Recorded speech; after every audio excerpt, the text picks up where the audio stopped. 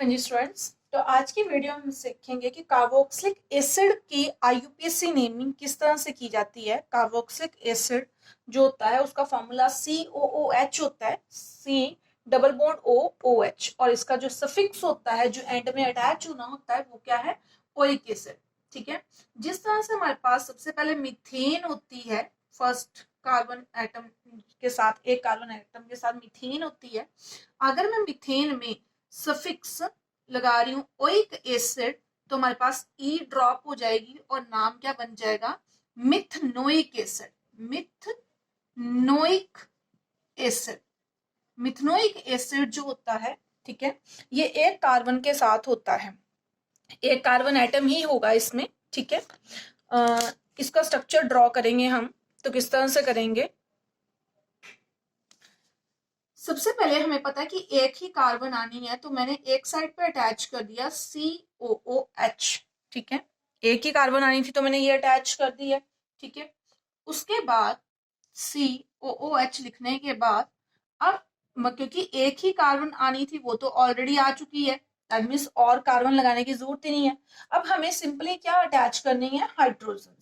ये नंबर 1 पे है कार्बन, हाइड्रोजन कितनी अटैच करेंगे, ध्यान से देखेंगे। सी में कितने बॉन्ड है, 2 और एक 3।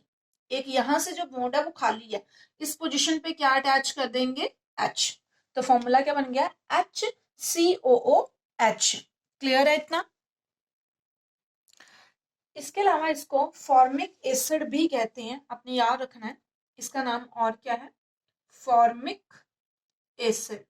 ठीक है, तो अगर फॉर्मिक एसिड का ड्रॉ करने को आता है स्ट्रक्चर, तब भी यही आता है। इसको सिंपली HCOOH लिखा हुआ देखा होगा आपने। ठीक है, दूसरे नंबर पे आता है इथनोइक एसिड। इथनोइक एसिड, अब मैं ई नहीं लगा रही हूँ क्योंकि आपको अंडरस्टैंडिंग होगी कि ई और ओ इकट्ठे नहीं आते हैं, तो वोवल्स नहीं आते हैं, इसलिए ई नहीं आ रहा। इथेन, इथेन लिख के आपने ओइक एसिड लिखना था, ई को ड्रॉप कर दिया तो इथनोइक एसिड। इसमें क्योंकि 2 कार्बन आनी है, इसलिए हम क्या करेंगे, 2 कार्बन अटैच करने के लिए एक तो COOH आना ही है। ठीक है, क्योंकि हम ओइक एसिड के लिए कर रहे हैं, एक COOH आना है और एक C और अटैच करनी है। देखो COOH में एक बॉन्ड लगाना होता है, वो तो मैंने लगा दी है। अब सिंपली हमें इधर वाले C के बॉन्ड कंप्लीट करने हैं, तो ये लगाने पड़ने हैं मेरे को 3 H को अटैच करना पड़ना। तो नाम क्या बन गया, इसको आप लोगों ने देखा होगा, इस तरह से भी लिखा हो सकता है, CH3COOH, इस तरह से या इस तरह से। इसका नाम क्या है, इथनोइक एसिड। ठीक है, इथनोइक एसिड को एस्टिक एसिड भी कहते हैं, ये आपने पढ़ा होगा। ठीक है, एस्टिक एसिड और फॉर्मिक एसिड काफी जगहों पे हम पढ़ते हैं। ठीक है, ये जो है इसका कॉमन नेम है। ठीक है, इथनोइक एसिड का। नेक्स्ट इस तरह से आएगा तीसरे नंबर पे, propanoic acid. Propanoic acid, propanoic acid का मतलब अब कितनी कार्बन अटैच करनी है हमें, 3। ये दोनों सेम ही स्ट्रक्चर है। ठीक है, अब 3 कार्बन अटैच करनी है, 1 2 और 3। अब ओइक एसिड है तो हमें इतना तो पता है कि एक हमें COOH लिखना ही है। अब इन 2 की हाइड्रोजन को कंप्लीट करना है, एक H यहाँ अटैच कर देंगे, एक ही H यहाँ, और इसके 3 H लग जाएंगे। ठीक है, तो ये क्या बन गया, आप नंबर दे दो 1 2 3, और ये क्या बन गया, प्रोपेनोइक एसिड।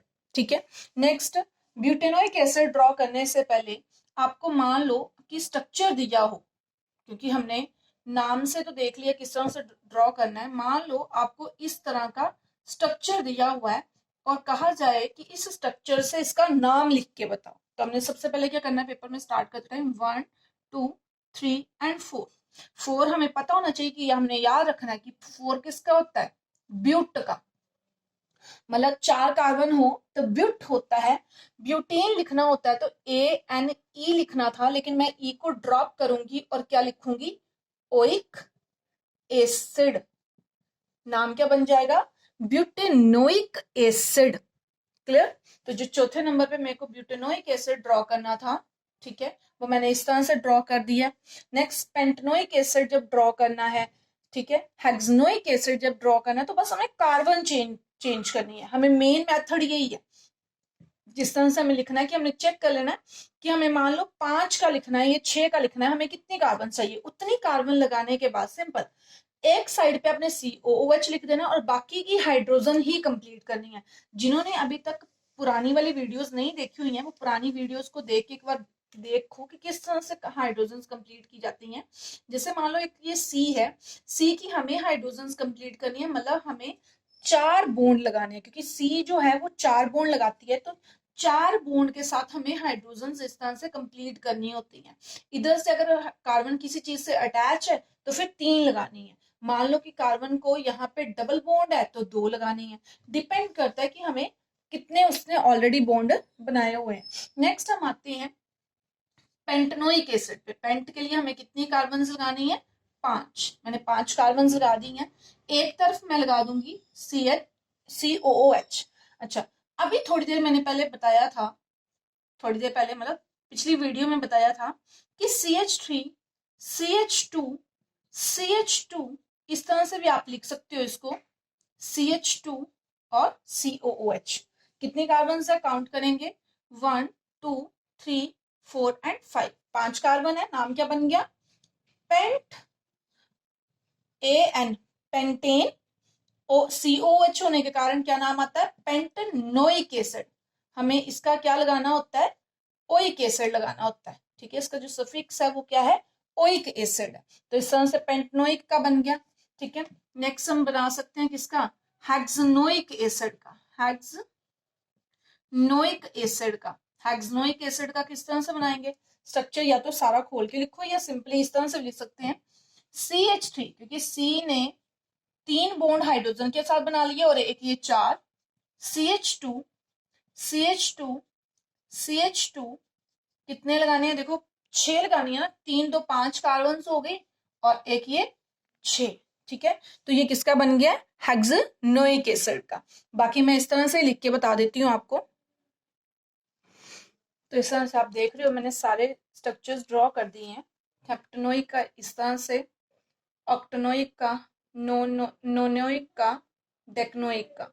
अब मेरी बात ध्यान से सुनो, ये जो मैंने हाइड्रोजन से अटैच किए हुए हैं, ठीक है, आप इनको इस तरह से भी अटैच कर सकते हो और इस तरह से भी अटैच कर सकते हो, ये आपकी मर्जी है। ठीक है, दोनों तरह से ही आपका क्वेश्चन जो है ठीक होगा।